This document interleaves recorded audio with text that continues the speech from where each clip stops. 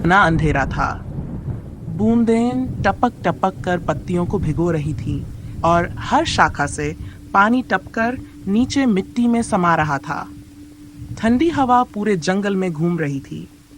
एक पेड़ की सबसे ऊंची शाखा एक नन्हा सा घोंसला हिल रहा था। घोंसले के अंदर माँ चिड़िया अपने 3 बच्चों को पंखों में समेटे बैठी थी। ये पानी हमारे घर में क्यों टपक रहा है? ये घर अब बूढ़ा हो गया है, बारिश की बूंदों से थक चुका है। हमें नया घर बनाना होगा। लेकिन हम तो यहीं रहते हैं ना? हाँ, लेकिन अगर घर मजबूत नहीं होगा तो बारिश हमें भीगने नहीं देगी। मैं भी मदद करूंगा। मैं सबसे अच्छा तिनका लाऊंगा। तेरा साथ ही मेरी ताकत है। बाहर हवा तेज चल रही थी। पत्तों की सरसराहट के बीच एक हल्की परछाई दिखी, जो घोंसले के ऊपर से उड़ती हुई जल्दी से दूर हो गई। तुम इतनी देर कहाँ थी? हमें डर लग रहा था। अनाज लेने गई थी। बारिश में उड़ना मुश्किल था। तुम्हारे पंख गीले हो गए हैं। लेकिन खाना ले आई हूँ, पहले खाओ। तुमने खाया? माँ पहले बच्चों को खिलाती है, फिर खुद खाती है। बादलों के पीछे से एक परिंदा झांकता है। उसकी आंखें चमक रही हैं, जैसे किसी योजना को देख रहा हो। दूर एक शाखा पर एक बड़ा बाज बैठा है। उसकी चोंच धारदार और आंखें शिकार की तलाश में। वो ऊपर कौन उड़ रहा है? वो बाज है, बहुत चालाक होता है, बच्चों को निशाना बनाता है। क्या वो हमें खा जाएगा? जब तक माँ जिंदा है, कोई तुम्हें छू भी नहीं सकता। अगली सुबह घने बादल थोड़ा छंटे थे, लेकिन बारिश की बूंदें अब भी रुक रुक कर गिर रही थीं। तुनी चिड़िया अपने बच्चों के साथ तिनके इकट्ठा करने की योजना बना रही थी। मैंने एक लंबा तिनका लाया और मैं एक सूखा पत्ता। बहुत अच्छे बच्चों, अब हमारा नया घोंसला जल्दी बन जाएगा। क्या हम नया घर वहाँ बनाएंगे? हाँ, इसी पेड़ पर, लेकिन जरा ऊंचाई पर, जहाँ पानी ना पहुँचे। वहाँ से हमें पूरा जंगल दिखेगा और बारिश भी दूर दूर तक, जैसे सपनों की चादर। दिन ढलने लगा था। आसमान फिर से काला होने लगा, लेकिन इस बार माँ कुछ ज्यादा देर तक वापस नहीं आई। बच्चों की आंखें बार बार आसमान की ओर उठ रही थीं। वो अब तक क्यों नहीं आई? शायद बारिश बहुत ज्यादा हो गई है, या कहीं कुछ। तभी झाड़ियों से पत्तों की सरसराहट होती है और माँ प्रवेश करती है, भीगी हुई लेकिन आंखों में दृढ़ता के साथ। माँ, तुम आ गई। हमेशा लौटती हूँ, तुम्हारे पास, तुम्हारे लिए। अगली सुबह जब सूरज बादलों के बीच से झांकने की कोशिश कर रहा था, तभी एक अजनबी परिंदा कांपते हुए आया। मैं कई दिनों से भूखा हूँ, क्या थोड़ा खाना मिलेगा? तुम कौन हो? मैं खो गया हूँ, मेरा झुंड बहुत दूर है। यह जंगल सबका है, लेकिन अगर तुम धोखा दोगे तो यह जंगल तुम्हारे खिलाफ खड़ा हो जाएगा। शाम को वह अजनबी बिना कुछ कहे उड़ जाता है, लेकिन माँ की आंखों में संदेह गहरा हो गया था। उसका मन कह रहा था, कोई खतरा आने वाला है। अगली सुबह एक अजीब सी खामोशी थी। घोंसले के आसपास के पेड़ पत्ते भी शांत थे। तभी दूर आकाश में 3 बाज उड़ते दिखे। सबसे आगे वही, बड़ी चोंच, लाल आंखें और भूख से भरी उड़ान। क्या वो वही अजनबी था जिसने हमारे बारे में बताया? शायद, लेकिन अब सवाल ये नहीं है कि वो कौन था, बल्कि ये कि हम क्या करेंगे। माँ ने अपने बच्चों को और जंगल के बाकी पक्षियों को बुलाया। एक आपात बैठक हुई। कांटों से छत बनाई गई, पतली शाखाओं को मजबूत किया गया। बच्चों को भी संकेत देना सिखाया गया। हम सब तैयार हैं। हम डरेंगे नहीं। और फिर रात आई, गहरी, डरावनी और बूंदों से भरी हुई, लेकिन इस बार घोंसला तैयार था। अंधेरे की परतें घनी हो चुकी थीं। बारिश अब तेज थी और हर टपकती बूंद जैसे किसी बड़े तूफान की आहट दे रही थी।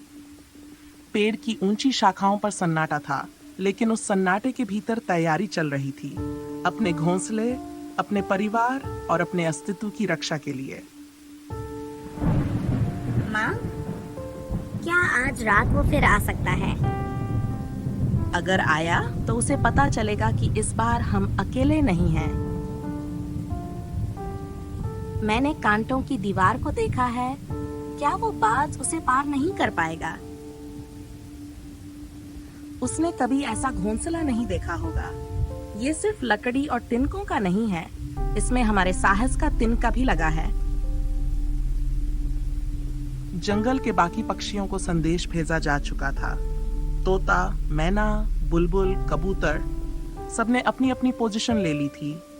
पेड़ के हर स्तर पर चहलकदमी शुरू हो चुकी थी, लेकिन सब कुछ इतने सधे हुए अंदाज में हो रहा था जैसे वर्षों की रणनीति अभ्यास में आई हो।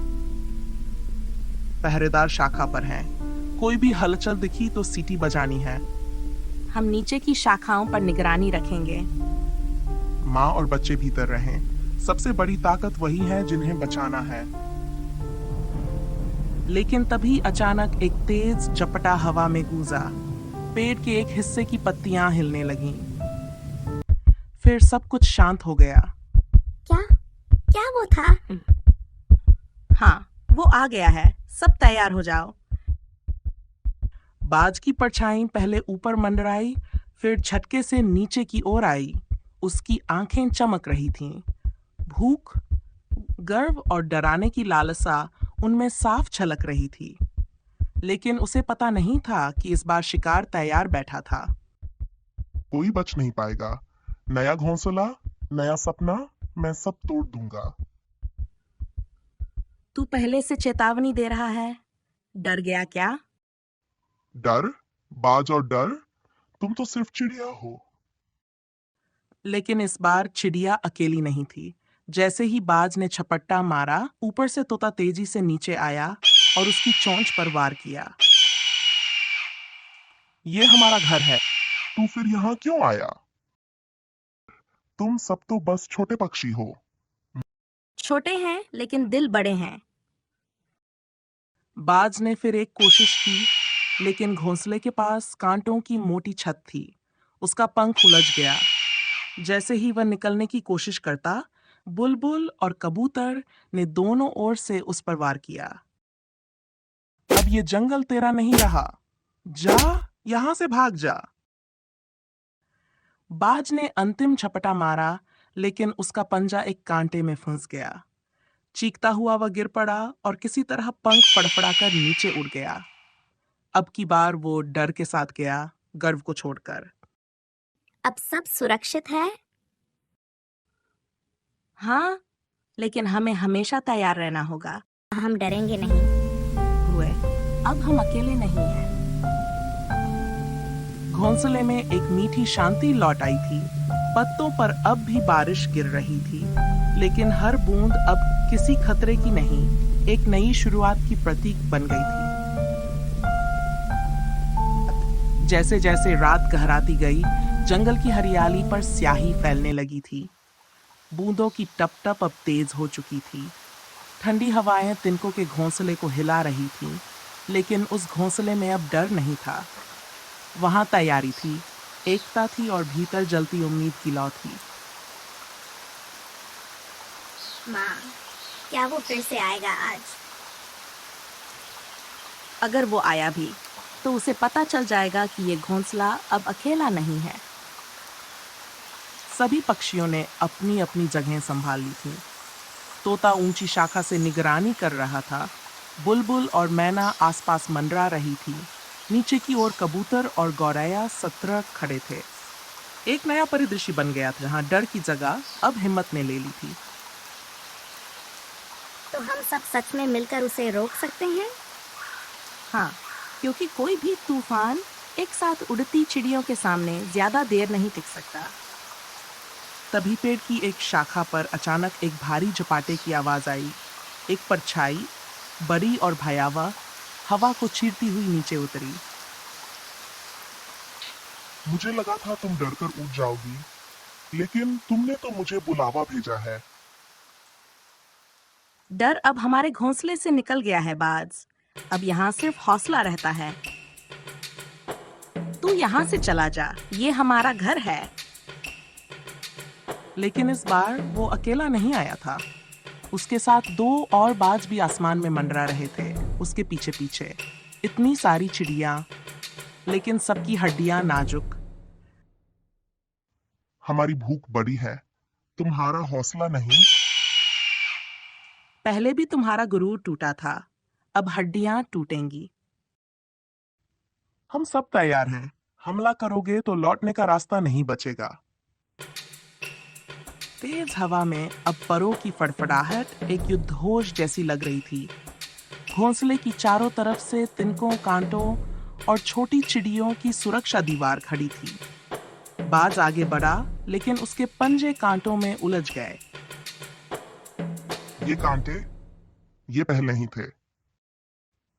हमने सीखा है, तुम्हारी चालें और हमारी तैयारी दोनों बदले हैं। तो अब हम जोर से वार करेंगे। तीनों बाज एक साथ नीचे की ओर झपटे, लेकिन उसी क्षण बुलबुल और मैना तेजी से सामने आ गई। उनके पीछे गौरैया, तोता और कबूतर भी आए। हम उड़ते हैं, लेकिन गिरते नहीं।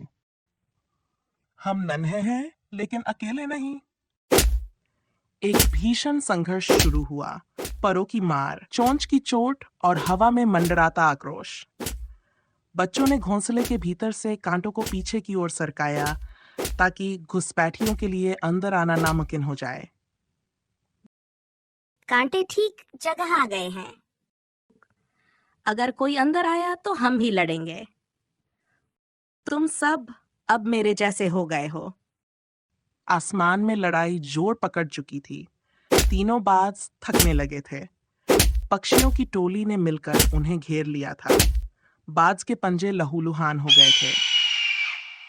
इतनी आवाजें, ये जंगल तो बदल गया है। ये जंगल नहीं बदला, ये एकजुट हो गया है। अब यहाँ हमारे लिए कोई जगह नहीं। बाज नीचे गिरा, उसके साथी भाग खड़े हुए। अब उसके पर बिखरे थे, चोंच थरथरा रही थी। उसे पहली बाहर का स्वाद मिला था। जा और सबको बता दे, ये जंगल अब सोया नहीं करता। बाज भागा और फिर कभी उस ओर लौटकर नहीं देखा। घोंसले में मौन था, लेकिन डर का नहीं, संतोष और गर्व का। हम जीत गए, सचमुच जीत गए। हम सब ने मिलकर जीता है। अकेले कोई कुछ नहीं कर सकता, पर साथ में सब कुछ किया जा सकता है। अगली सुबह एक हल्की धूप पेड़ों से छनक कर नीचे आई। एक नई चिड़िया घोंसले के पास कांपती हुई पहुंची।